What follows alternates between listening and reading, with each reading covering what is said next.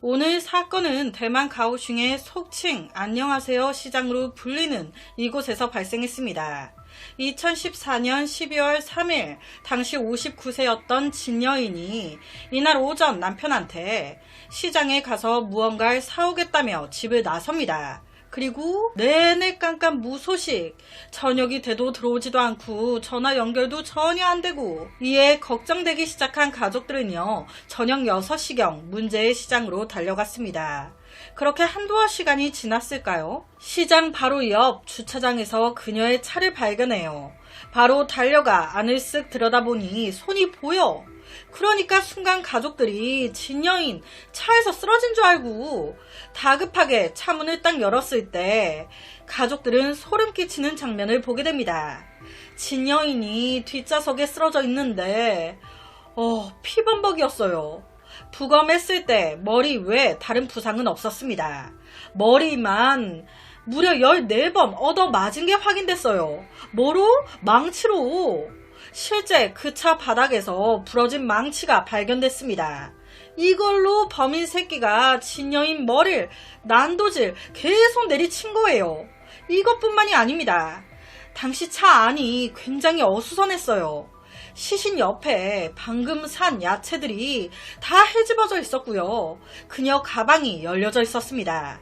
이것 때문에 처음에 경찰이 강도살인인가 의심했는데, 그런데 그 가방 안에 10위안짜리 동전 6개가 널려져 있는 거예요. 여러분, 강도살인 사건이었다면 이것까지 다 가져가지 않았을까요? 아싸리 가방 전체를 다 가져가던지 하지 않았을까? 그리고 제일 의아했던 게 경찰이 차 안을 수색하는데 작은 분홍빛의 무언가가 떨어져 있는 거예요.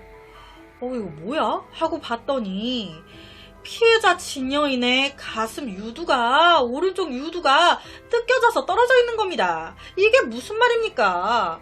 부검 결과 그녀 몸에서 성폭행 흔적이 발견됐습니다. 도대체 누가 이런 저질스러운 범행을 저지른 걸까? 진 여인은요, 은퇴한 지 얼마 안 된 전직 고등학교 교사였습니다. 그 퇴직의 이유가요, 유방암 때문이었어요. 안 그래도 가슴에 문제가 생겨 일을 그만뒀는데 범인 새끼가 물어 뜯어버렸어요. 거기다 암에 걸려 몇십 년 해오던 일을 그만두게 된 것도 시원섭섭한데 이게 무슨 일입니까? 범인은 이 시신 상태를 엄청 처참하게 만들었어요. 강도들은 보통 죽이고 훔치고 그냥 도망가는데 이렇게까지 난도질 내리칠 정도였다면 이 범인, 피해자와 안면이 있는 깊은 원한이 있는 사이에 누구이지 않을까.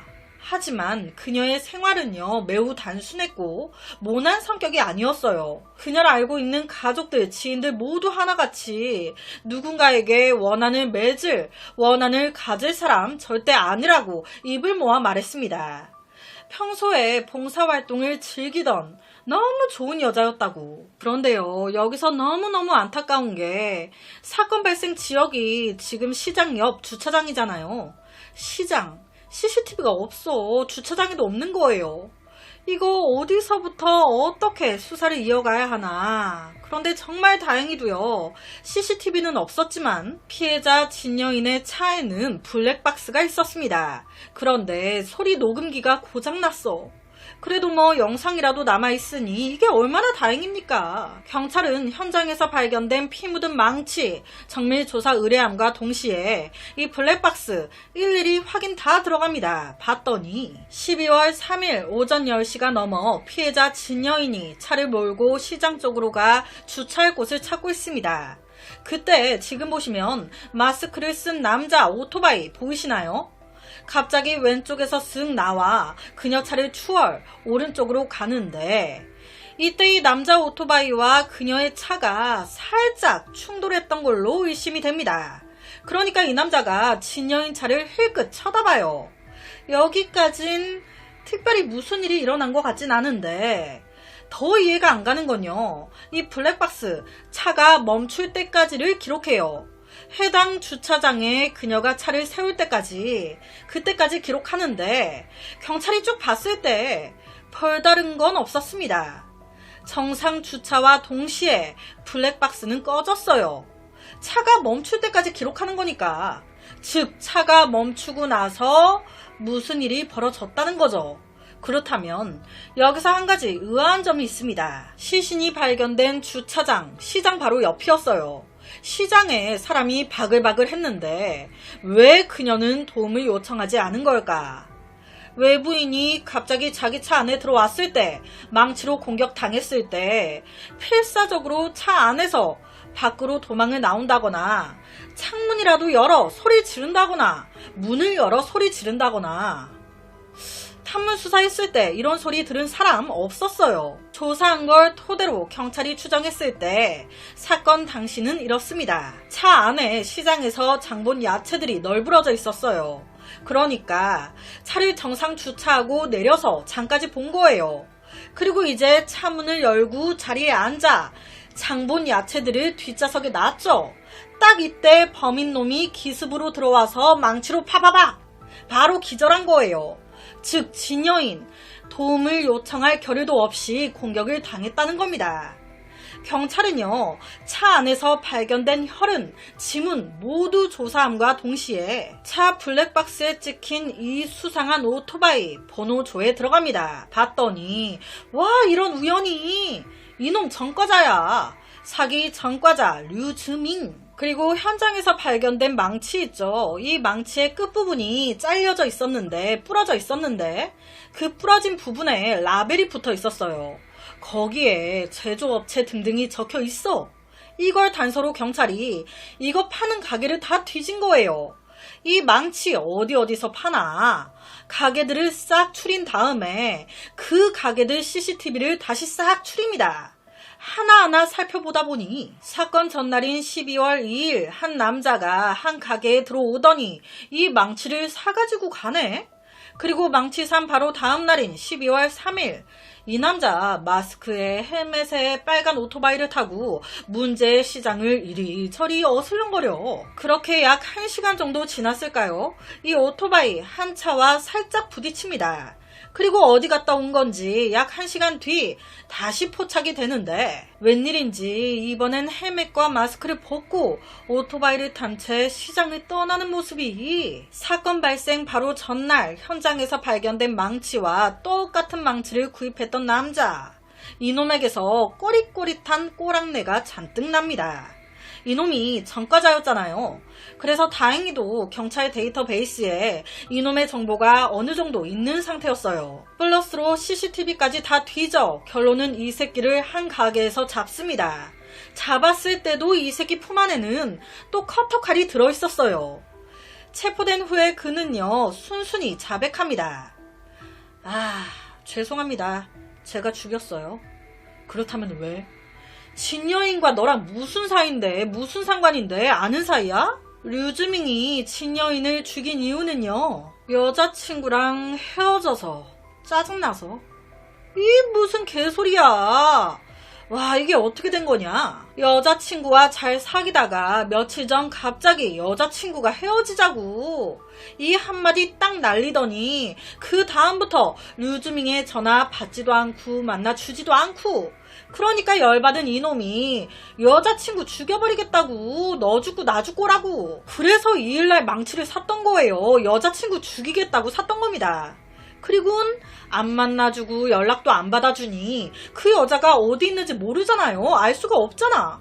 그러니까 오전에 술 진탕 마시고 그녀 집 주위부터 해가지고 그녀가 자주 가는 곳들을 막 뺑뺑 돌면서 찾아다닌 겁니다. 거기가 어디? 문제의 시장이었던 거예요. 이 시장을 전 여친이 자주 왔다 갔다 다니거든. 내가 이렇게 돌다 보면 보이겠지. 나타나기만 해라. 내가 너 죽여버린다. 이 생각으로 망치를 품에 품고 1시간 내내 어슬렁거렸던 겁니다. 그러다가 한 차와 살짝 부딪힌 거예요. 그 차가 누구 차? 진여인 차. 살짝 부딪혔을 때 류즈밍이 진여인 차를 봤단 말이에요. 쓱 운전석을 보니 여자 혼자 있네. 이때 류즈밍의 계획은요, 저 차를 내가 뺏어서 저 차를 타고 여자친구를 찾아다니는 게 더 빠르겠다, 더 편하겠다. 그래서 차를 뺏으려는 게 목적이었습니다. 그러면 차만 뺏으면 되지. 계획대로 했으면 됐잖아. 왜 사람을 죽여? 아니, 죽이기만 했습니까? 성폭행도 했죠. 유두까지 다 물어 뜯어버렸잖아. 이게 차만 뺏으려고 했던 사람의 행동입니까? 아니, 왜 그런 거야? 솔직히 충돌, 부딪힌 것도요, 심하게 부딪힌 것도 아니었어요. 그런데 혼자 차를 몰고 있다는 이유로 범행 타겟이 됐고 바로 이 피해자 차를 따라 주차장으로 온 겁니다. 그리고 그녀가 차에서 내리고 장을 다 보고 차에 딱 탔을 때 바로 따라 타서 쉴 틈 없이 무작위로 망치로 내려찍기 시작! 죽인 거예요. 처음에는 그냥 공포감만 주고 차만 뺏으려고 했는데 얼떨결에 한 대 치게 됐고 이 여자가 반항을 하네. 순간 흥분해서 나도 모르게 막 난도질. 정신 차려보니 피범벅에 죽어있어. 그 순간 에이씨 모르겠다. 성폭행을 했고 모든 일을 저지르고 난 뒤 도저히 그 차를 다시 몰 수가 없겠더라는 겁니다. 그래서 그 차에 시신까지 그대로 두고 도망간 거예요. 이놈은요, 진여인을 안 죽였잖아요? 그럼 자기 여자친구를 죽였을 놈이에요. 진여인이든 여자친구든 누구든 죽였을 놈. 예비 살인마. 무조건 감옥에 쳐넣든지 죽여야 되는 놈이죠. 사회에 나오면 또 죽일 놈. 사회의 악. 지 짜증난다고 죽여? 당연히 그는 비인간적이라는 이유로 5번이나 사형을 선고받았습니다. 그때마다 이놈 항소해요. 그런데 문제는 이 항소가 대법원까지 가면 계속 빠꾸당하는 거예요. 다시 검토하라고. 아우 진짜. 그렇게 얼마 안 됐어요. 이번 2024년 5월 7일 판사는 이 사건 묻지마 사건이라고 가장 중대한 범죄라며 당연히 사형이 아닌 무기징역을 내렸습니다. 이 판결을 듣고 진여인의 남편은요, 그 법정 그 자리에서 울부짖었어요. 자기 여자친구를 죽이겠다고 품에 도끼를 품고 다니던 놈입니다. 그런 놈이 지금 엄한 사람을 또 죽인 건데, 그런데 무기징역? 사법부 또한 저놈 못지않게 썩어 있다고. 그의 악행을 생각하면, 그가 범죄를 저지른 그 과정을 생각하면 왜 끝까지 열심히 봉사하며 최선을 다해 살았던 피해자들이 계속 피해를 봐야 하는 걸까요? 왜 끝까지 피해자 쪽이 더 열불 터지고 더 화를 내야 하는 이런 상황이 이어지는 걸까?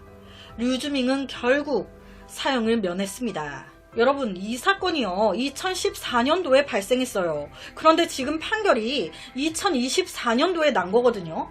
그러니까 이 유가족들이 10년 동안 싸운 거예요. 그런데 결국 살인범이 이겼네요. 와, 오늘 사건은 여기까지입니다. 여러분은 이 사건 어떻게 생각이 되시나요? 무기징역 받았으니까 어차피 감옥에서 못 나오는 거 아니야.